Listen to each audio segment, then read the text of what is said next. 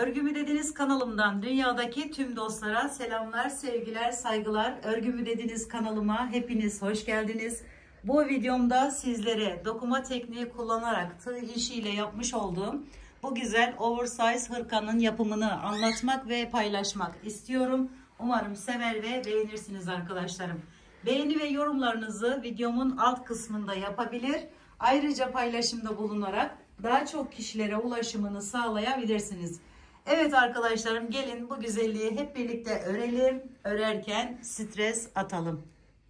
Hırkamı yaparken kullanmış olduğum ipim Kartopu Melengevul isimli şöyle bir ip ve Nako Hercai denilen şu şekilde batik bir ip arkadaşlarım.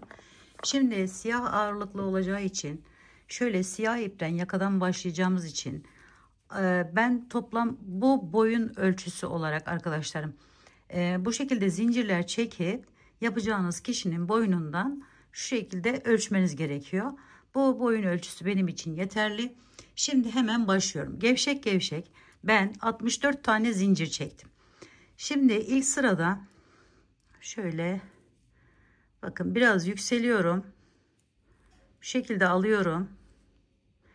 Ve bir tane zincir çekiyorum. Üzerine bir alıyorum. Bir tane yeri atlayıp ikinciden giriş yapıyorum. Bu şekilde. Ve bir kafes oluşturuyorum. Bir tane zincir. Tekrar üzerine bir aldım.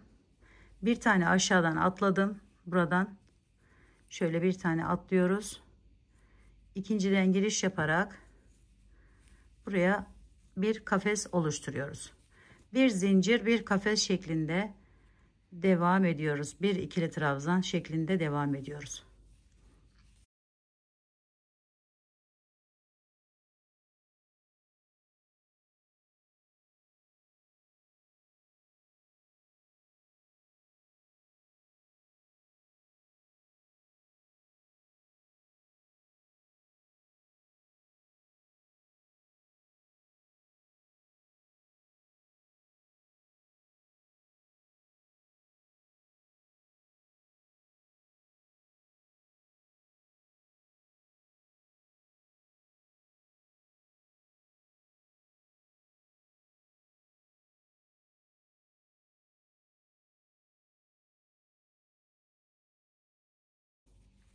Tığım ise ipim kalın olduğu için ve yumuşak bir dokuya sahip olması için 6 numara tığ kullandım arkadaşlarım. İpimiz kalın zaten.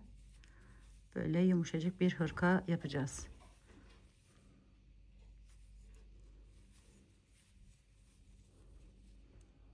Evet arkadaşlarım, bakın şöyle bu sona kadar kafeslerimizi yaptım geldim. Şimdi buradan sayıyorum. Bunu dörde ayırmam gerekiyor. Burası ön olacak. Burası kol olacak. Burası arka kısmı. Burası tekrar kol olacak. Burası da diğer yan olacak.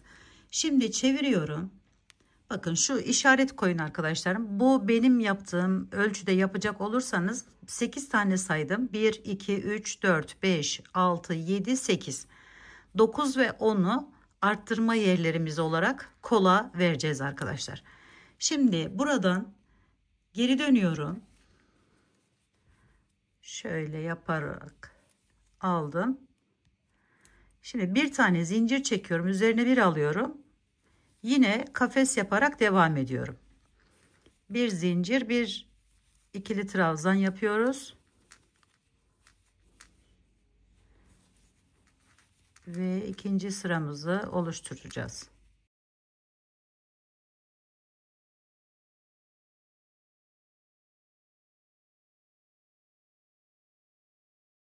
Şimdi bakın, bu işaret koyduğum bu yere geldiğimde arkadaşlarım bir zincirimi çektim, yine geliyorum, içerisinden giriş yapıyorum. Buraya bir tane ikili trabzanımı yapıyorum, bir zincirimi çektim, tekrar bir ikili trabzan daha yapıyorum. Sonra bir zincirimi çekiyorum, bir ikili trabzan daha yapıyorum. Yani burası arttırma yerim olduğu için artışları bu şekilde yapacağız. Sonra bir zincir çektim, tekrar diğerine de aynı şekilde 3 tane aralarında birer tane zincir olacak şekilde kafes yapıyoruz arkadaşlar. 1, 2 ve 3. Evet, bu şekilde.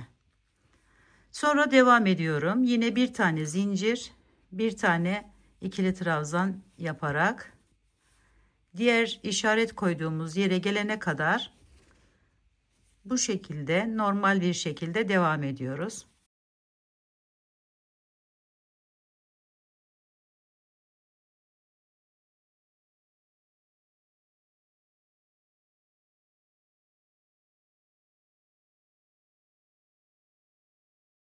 Bu ikili trabzanların hemen üstünden giriş yapıp arkadaşlarım şöyle buralardan alarak devam ediyoruz.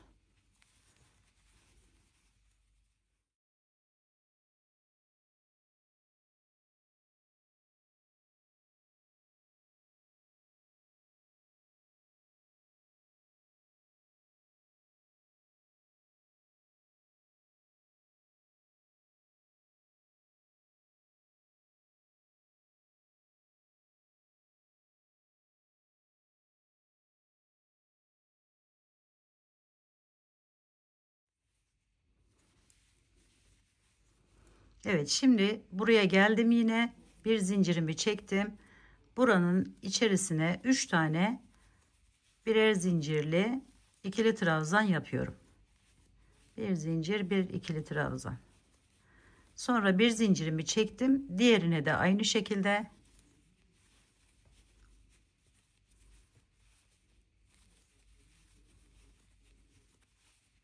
Ve buraya da üçüncüyü yaptım. Şimdi devam ediyorum yine normal bir şekilde.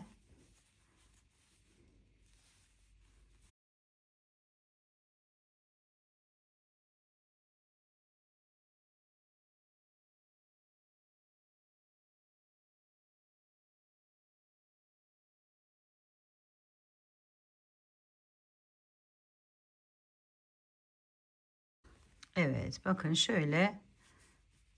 Şimdi bakın şu şekilde yaptığımız zaman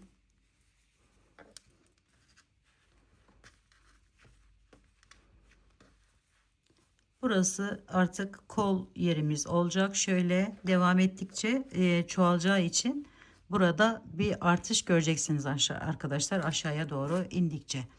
Şimdi bundan sonra 2 sıra şeklinde bunu yaptıktan sonra diğer renk ipimi alıyorum. Şöyle hemen tutunalım şöyle. Bunu da sıkılaştıralım. İkisiyle birlikte yükselelim ki burada daha sonradan lastik yapacağımız için buraları düzelteceğiz arkadaşlar. Şöyle bir tane zincirimi çektim, geliyorum. Hemen üstünden alıp kafeslerimi yaparak devam ediyorum. Bir zincir, bir ikili trabzan şeklinde devam ediyoruz.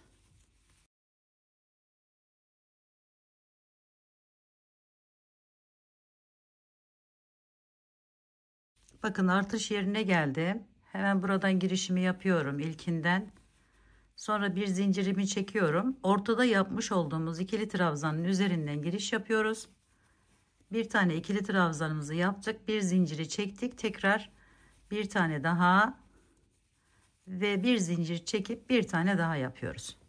Şöyle, burası bizim artış yerimiz. Her sırada bu şekilde artış yaparak büyüteceğiz. Bir zincir çektim, diğerine geçtim. Tekrar bunun ortasındaki yere yine 3 tane 1 2 3 ikili trabzanımı yapıyorum ve devam ediyorum. Bunu da aynı, sadece bir sıra daha, yani 2 sıra 2 sıra bu şekilde devam ediyoruz arkadaşlar. Bunu 2 sıra yaptıktan sonra diğer rengimizi de, siyah ipimizi de 2 sıra devam edeceğiz. Her sırada dediğim gibi artış yapacağız ve parçamızı kol boyuna gelene kadar, rahat bir kol girecek kadar büyüteceğiz. Daha sonra ayıracağız arkadaşlarım. Hiç dikişsiz bir şekilde bir hırka yapacağız inşallah. Şöyle devam edelim. Diğer yerin artışını da göstereyim sizlere hemen.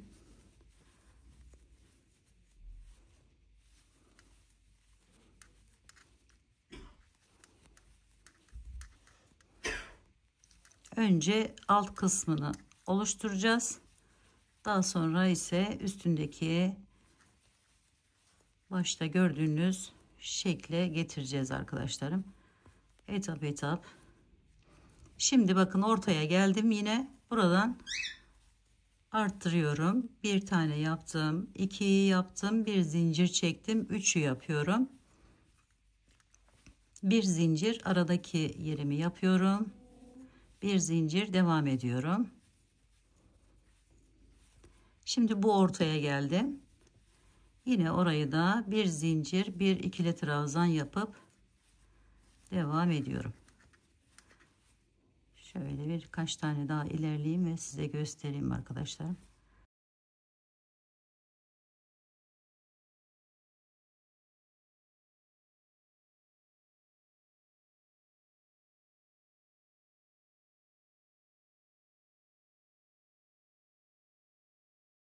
Burayı üçlü trabzan şeklinde yaparsanız daha iyi olur. Daha güzel durur arkadaşlar. Şöyle bakın. Yavaş yavaş böyle büyüterek devam edeceğiz. Evet arkadaşlarım, 2 sıra bir rengimizi, 2 sıra bir rengimizi yapalım ve kol boyunu gelene kadar devam edelim. Evet arkadaşlarım, gösterdiğim boyun ölçüsü bakın şurası. Bakın şöyle koyduğunuz zaman burası bu şekilde durması gerekiyor. Yani böyle rahat olması için, olması için bu kadar yeterli oldu benim için. Şimdi az önce gösterdiğim gibi bu şekilde yaparak büyüterek geldim. Bakın arttırımlarımızı buradan yaptık. Şimdi artık bu benim için yeterli. Çünkü bakın şöyle anlayacağız bunu da. Yapacağımız kişinin şöyle alttan bakın iki ucu artış yaptığımız yer. Bir tanesi burası, diğeri burası. Önü tamamladık. Bakın önü de tam oturacak. Şöyle göstereyim. Önü de tam oturacak. Şimdi buraya bu renk ipimi getirdim. Daha sonra şöyle bir tutunuyorum. Yerimiz belli olsun diye. Bakın şöyle. Şimdi bu yaptığımız işlemin aynısını bu tarafa da yapıyoruz. Bu şekilde diğerinin de bu orta noktasından giriş yapıp şu şekilde bağlayabiliriz. Bu sadece size göstermek için, böyle yeni başlayan arkadaşlarım özellikle iyice anlasınlar diye yaptığım bir işlem. Şimdi buradan arkadaşlarım şöyle bakın kol altındayım. Buradan göstereyim daha iyi anlaşılsın. Şu şekilde kafeslerimi direkt ortadakine yaptıktan sonra bakın şu ortadakine yaptıktan sonra bunun da ortasına hemen bir tane zincirimi çektim, üzerine bir aldım, ortaya geliyorum, giriş yapıyorum ve oraya ikili trabzanımı yapıyorum. Bir zincir, bir ikili trabzan şeklinde artık devam ediyoruz. Evet arkadaşlarım, buradan devam ediyoruz yine kafeslerimizi yaparak. Diğer kolu da aynı şekilde birleştiriyoruz. Şöyle devam edelim. Artık şu kol yerini bırakmış olduk. Bu gövde kısmına devam etmiş olduk. Aynı şekilde bakın buraya kadar geleceğiz. Buradan yine bu kolu yapmadan buraya devam edeceğiz. Gövde kısmını ne uzunlukta istiyorsak aynı şekilde arkadaşlarım, 2 sıra siyah, 2 sıra diğer rengimiz, 2 sıra 2 sıra şeklinde böyle uzunluğunu ne kadar istiyorsak o kadar yapacağız ve tamamlayacağız arkadaşlarım. Hırkamın boyutunu ayarladıktan sonra şöyle göstereyim arkadaşlarım. Şu şekilde kafeslerimi tamamladım ve boyumu tamamladım.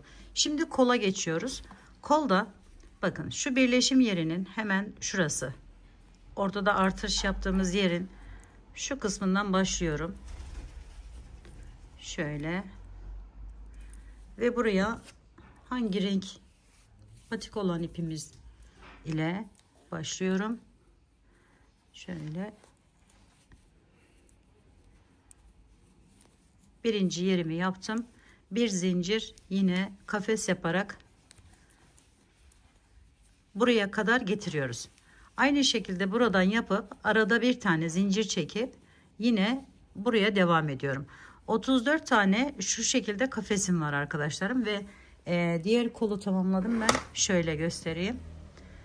Şimdi normal bu başladığım gibi yaparak geliyoruz. Bakın şurası. Burada 34 tane bende kafes var. Bu değişebilir tabii yapacağınız kişinin ölçüsüne, boyuna göre.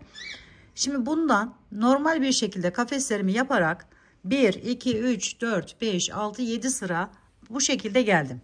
Sonra kol kısmı biraz daha hani böyle giderken ele doğru incelsin diye burada son 3 sıra bu yerimizi son 3 sıra arada çekmiş olduğumuz bir zincirleri çekmedim ve bu şekilde devam ettim arkadaşlarım ve böyle tamamlamış oldum bu kısmını. File şeklinde olan hırkamızı tamamladık. Şimdi dokuma işlemine geçiyoruz. Dokuma işlemini yaparken bakın şuradaki düz olan yerlere arkadaşlarım ölçüsünü şu şekilde alıyoruz. Şöyle. Ve 2 sıra devam edeceğiz. Yani bundan sonra mesela yine şunu bakın ben ilk olarak geçirdim bir tanesini. Diğerini de aynı renkle yapacağım. Daha sonra siyahla 2 sıra bu iki kafesimizi yapacağız. Sonra 2 sıra tekrar batik ipimiz ve bu 2 sırayı da siyah ipimizle yapacağız ve burayı tamamlamış olacağız. Şuraya kadar geleceğiz. Daha sonra burada size söylemek istediğim şu arkadaşlar. İçinden 4 kat ipimi geçireceğim ben. İpim biraz ince kaldığı için. Şöyle bakın. Ölçüyü şu şekilde alıyoruz. Şunu kenara çekelim. Şöyle alıyoruz. Biraz buradan fazla, biraz da buradan fazla. Şimdi bunu tuttum. Şu şekilde katlıyorum. 4 kat ip yapacağım için böyle daha dolgulu, daha güzel dursun diye zincir çekerek de yapabilirsiniz ama bu daha kolayıma geliyor benim. Şöyle 4 kat yaptım ipi. Sonra kesiyorum. Bu ölçümüz oluyor. Şöyle. Buradan aralarından geçireceğiz. Şimdi buranın ölçüsünü alırken arkadaşlar şöyle şuranın ölçüsünü alırken bunu yaptık, bağladık, geldik. Bakın şuradan başlıyoruz.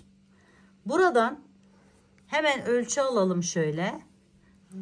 Buraya şu renk ipimiz gelecek. Onunla alalım. Bir şekilde buraya 2 tane daha ihtiyacımız var. Yani bu ölçülerde yapacaksanız sizin de o şekilde olacaktır.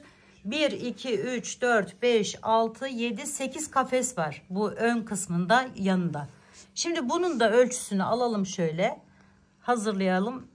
Bu ön tarafı tamamlamış olalım. Daha sonra arttırarak devam ettiğimiz için ölçülerimiz değişecek arkadaşlar. Sadece bu önde 8 tanesini bu ölçüde yapacağız. Evet, şimdi bunu arkadaşlarım bakın şöyle yapıyorum. Şu şekilde 2 ucunu tutuyorum. Şöyle düzelttim. uçlarını birbirine düzeltiyorum. Bakın bu ucunu aldım. Diğer ucunu da buradan alıyorum. İkisini birleştiriyorum. Şimdi buraya takacağım bunu. Şöyle. Bakın. 2 tanesi batik. Şimdi buraya siyah ipimi takıyorum. Şöyle. Alıp buradan geçiriyorum. Şöyle sıkıştırdım iyice. Ve buraya bunu ekleyeceğim. Diğerini aynı şekilde şöyle iki ucunu önce bir araya getirelim. Düzeltelim ipimizi. Sonra tekrar birleştirelim. 4'e katlamış olalım. Şu şekilde. Sonra da şu arasını açıyorum şöyle. Ve hemen şuradan geçiriyorum. Pardon, şuradan. Bunu buraya bağladık. Bunu da buraya bağlıyoruz. Daha sonra ucuna ip takarak buraya yerleştireceğiz arkadaşlar. Şimdi bu ikisi bu şekilde. Sonra tekrar siyah diğer yaptığımız iki ipi alıyorum. Ben bunu düzeltmiştim zaten. Hemen buraya takıyorum onu da.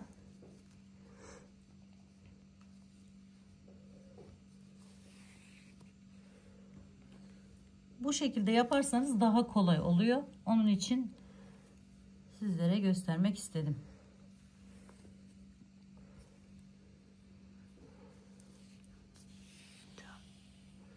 Evet, şimdi bunu da son bu yerimize takalım. Şimdi arkadaşlar bundan sonra siyahtan sonra 2 tane şöyle bakın 2 tane diğer rengi takacağız. Yani şu rengimizi takacağız. Onun için bakın burası düzdü. Buradan başlamamız gerekiyor arkadaşlar. Şuradan başlayacağız. Bu şekilde takarak aşağıya doğru devam edeceğiz. Her bir sırada örneğin bakın mesela şöyle hemen bunu ölçelim. Şurada bakın şuradan başlıyorum. Şöyle biraz fazla bırakıyorum. Bir alt sırası şurası arkadaşlar. Buradan başlıyorum. Ölçüyorum hemen ipimi. Biraz geçiriyorum orayı. Ve yine bunu 4'e katlıyorum. Bu şekilde. Şimdi bu ölçüde 4 tane yerimiz var arkadaşlar. Diğer kolun önün bu tarafı, kolun diğer tarafı, şu artış yaptığımız şurası. Burasına da aynı ölçüde ihtiyacımız olduğu için şöyle yapabiliriz. Bundan 4 tane şimdiden hazırlayabiliriz arkadaşlar. Şöyle yapıp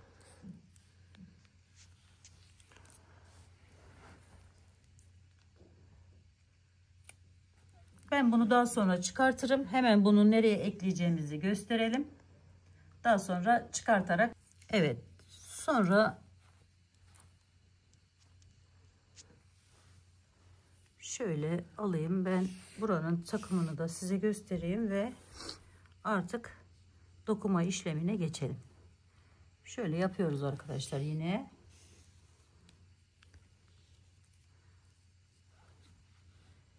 Bakın şu sıranın bir alt sırası şurası oluyor arkadaşlar. Şurası. Hemen buradan normal elimizle de alabiliriz.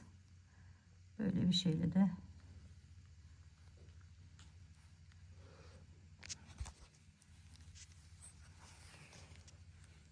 şu şekilde bir sonrakini bakın şuraya takacağız arkadaşlar. Şuraya, şu araya. Bu şekilde devam edeceğiz. Bakın şöyle geçireceğiz bunu. Bir sonrakini şu artış yerinin ortadaki yeri burası. Bakın şurası. Hemen bu yanından giriş yaparak şuradan alıp ipimizi şu şekilde geçireceğiz. Artık yönü nasılsa. Şimdi buna geçelim. Nasıl dokumaya geçiyoruz? Şöyle bir tığım var. İsterseniz kalın böyle arkası olan iğne yardımıyla da yapabilirsiniz bu işlemi. Bakın bunu nasıl başladıysak üstten başlamışız. Mesela şöyle alarak başlamışız arkadaşlar. Bunu tam tersini yapıyoruz. Şu şekilde. Bakın şöyle. Bir alt bir üst. Sadece tek dikkat etmeniz gereken yer burası arkadaşlarım. İlk başı. Eğer diğeri üstteyse alttan alarak devam edeceğiz. Alttaysa üstten alarak devam edeceğiz. Şurayı da tutsana anneciğim. Şöyle tam olarak gözüksün.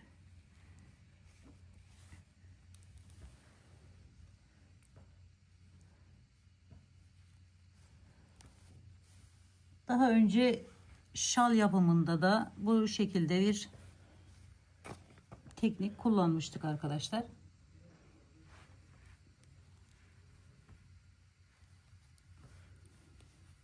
Geldim çıkartıyorum ve burayı şöyle yapın, bağlayın arkadaşlarım, çıkmasın. Daha sonra zaten lastik de yapacağız buraya. Ama o zamana kadar bu şekilde bağlayalım ve herhangi bir çıkma kaçma olmasın. Evet. Şimdi şöyle de biraz çekiştirelim ki daha düzgün dursun. Şimdi siyaha geçiyorum.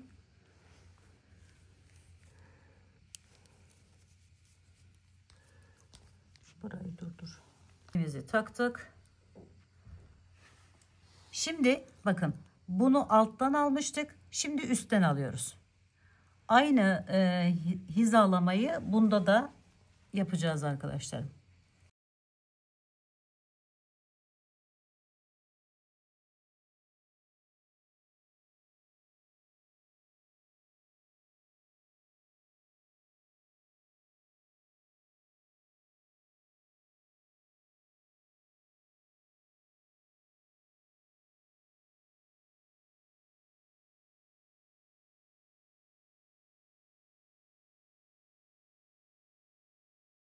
Şöyle geniş bağlayın, daha sonra çıkartabiliriz arkadaşlarım onları. Evet, bakın bu şekilde. Dokuma işlemine bu şekilde 2 sıra bir renk, 2 sıra bir renk yaparak devam ediyoruz. Ve hepsine uyguluyoruz arkadaşlar. Bu kol kısmına gelince orada da yine aynı şekilde buradan başlıyoruz. Bakın ben buraya yapmıştım örnek olarak.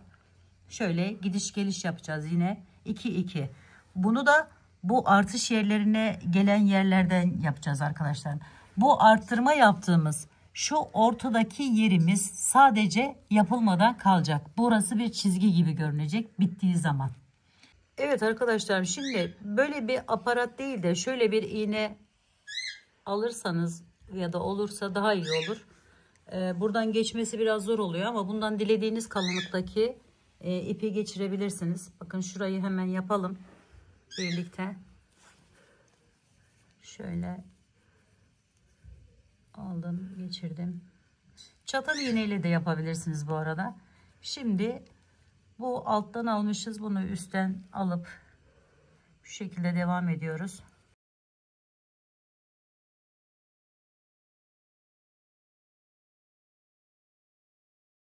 Bunu boyundan başlama sebebim arkadaşlarım, bakın böyle yaptığımız için, burayı direkt bağladığımız için daha düzgün durması.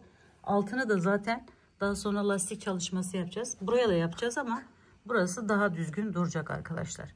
Şöyle dediğim gibi çatal iğneyle veya böyle kalın bir iğneyle de rahatlıkla yapabilirsiniz. İlla ki bunun olmasına gerek yok arkadaşlar.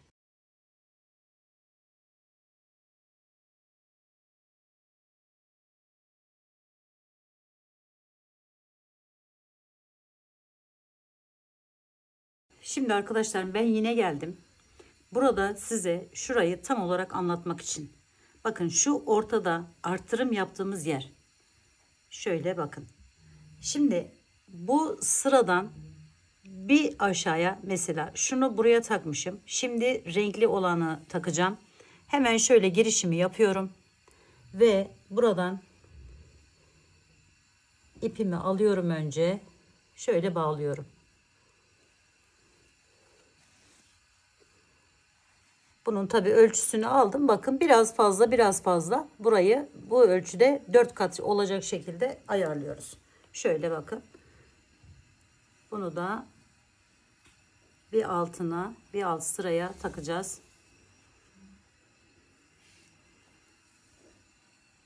Şimdi bakın, buraya takmıştım. Buraya. Bu orta yerin hemen şuradan girişimi yapıyorum. Şöyle alıp takıyorum.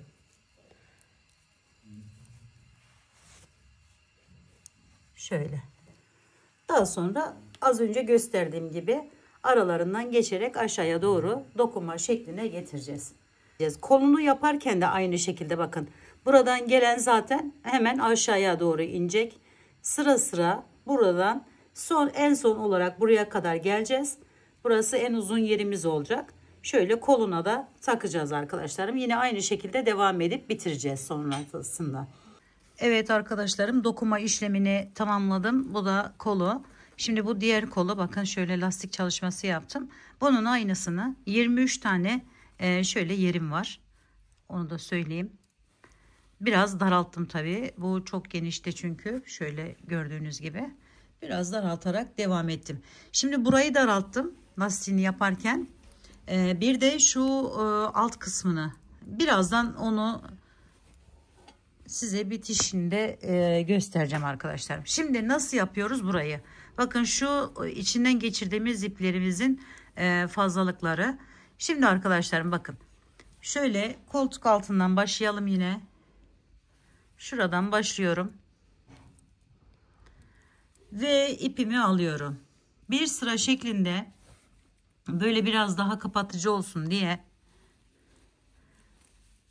şöyle aldım ipimi. Önce tutunuyorum.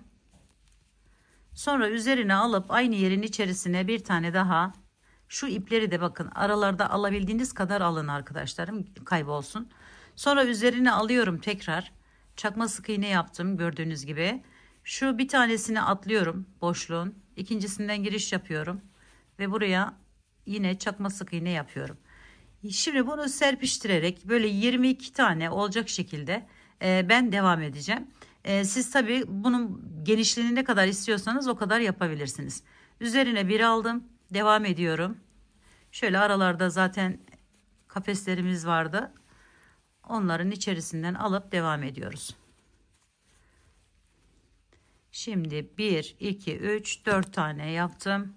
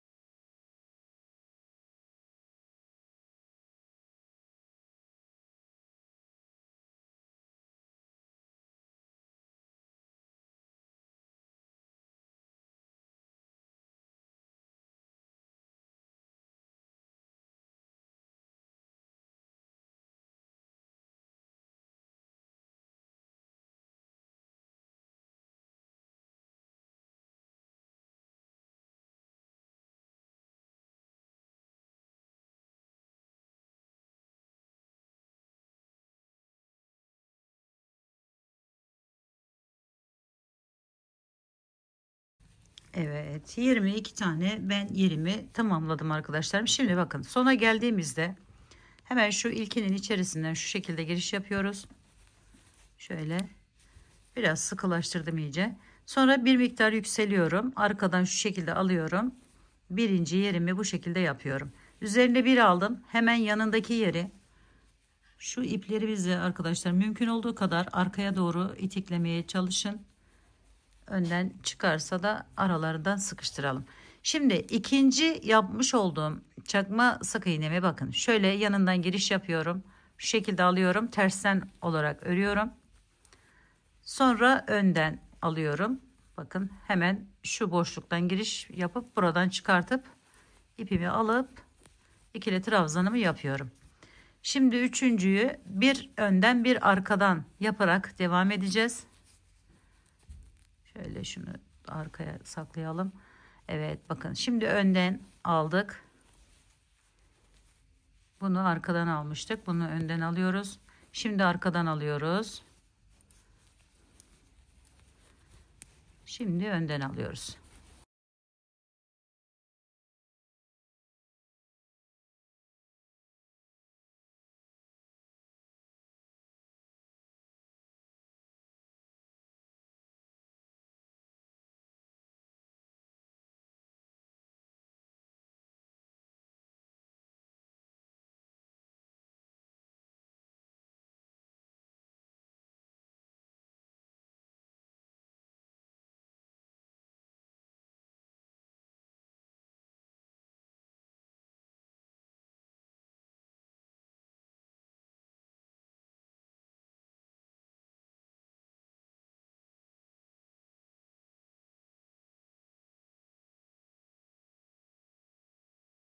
Evet, şimdi bu ilk başlangıç yerime geldim. Hemen şöyle girişimi yapıyorum. Sonra bir miktar yükseliyorum. Yine bir tane ikili trabzan yapıyorum. Hemen yanındaki tersi, onu tersten alıyorum. Diğerini düzden alıyorum. Bakın burası artık kolaylaştı arkadaşlar. Bir düz bir ters şeklinde yapıp tamamlıyoruz. Dilediğiniz, şöyle göstereyim. Şu şekilde olacak arkadaşlar. Dilediğiniz kalınlıkta yapabilirsiniz bu kısmını. Evet arkadaşlarım, gördüğünüz gibi düğmelerini de diktim. Kolunu tamamladım. Yaka kısmı bakın bu şekilde. Şöyle arkanıza içeri görsünler. Bakın. Yaka kısmı bu şekilde. Alt kısmı, lastik kısmı bu şekilde. Biraz daha dar. Oversize bir hırka olduğu için böyle geniş ve sıcacık tuttuğunu söylüyor arkadaşlarım. Şöyle. Umarım sizler de sevmiş ve beğenmişsinizdir. Yapacak olan arkadaşlarıma şimdiden kolaylıklar diliyorum. Örgümü dediğiniz kanalıma abone olmayı, beğenmeyi, yorum yapmayı, paylaşımda bulunmayı unutmazsanız çok mutlu olurum. Bir dahaki en farklı, en değişik örgü model, teknik ve tasarımlarında görüşmek üzere. Hoşça kalın, sağlıkla kalın. Allah'a emanet olun arkadaşlar.